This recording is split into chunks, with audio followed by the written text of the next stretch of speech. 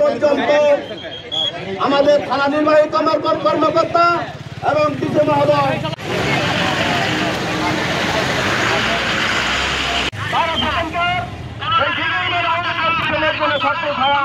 এখানে ডাকবেন।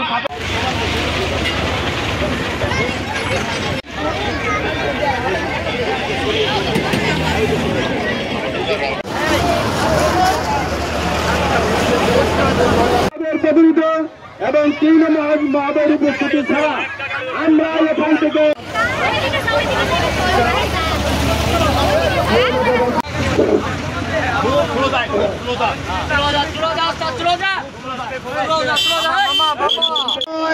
মানুষজন থাকে না, সেখান থেকে স্থানান্তরের কথা বলা হয়েছিল, কিন্তু তারা আর্থিকভাবে লাভবান।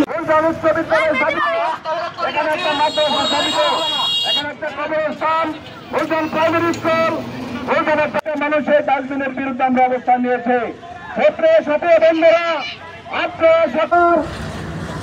এই জায়গায় আমার বাড়ি, তো এখানে এই ময়লার ভাগাড়ের জন্য আমাদের এখানে অনেক প্রতিষ্ঠান আছে, স্কুল, মসজিদ, মাদ্রাসা, গ্রামীণ ব্যাংক, হাসপাতাল। ময়লার ভাগাড় জেলা শহরের উপরে এই ময়লার ভাগাড় যেন প্রতি সপ্তাহে এটা নির্মূল করার জন্য প্রশাসনের নিকট আমি আকুল আবেদন করছি। আমার খেলোয়াড়ি জীবনের কারণে এখানে উপস্থিত আছেন জাতীয় পর্যায়ে সাংবাদিক। আমি সাংবাদিক ভাইদেরকে দৃষ্টি আকর্ষণ করে বলছি, আজকের এই ভাট বাউল এবং দিঘিউনের ডাস্টবিনের যে দুর্ভোগ, আজকে পুরো এলাকা আমরা ভোগান্তিত হয়েছি।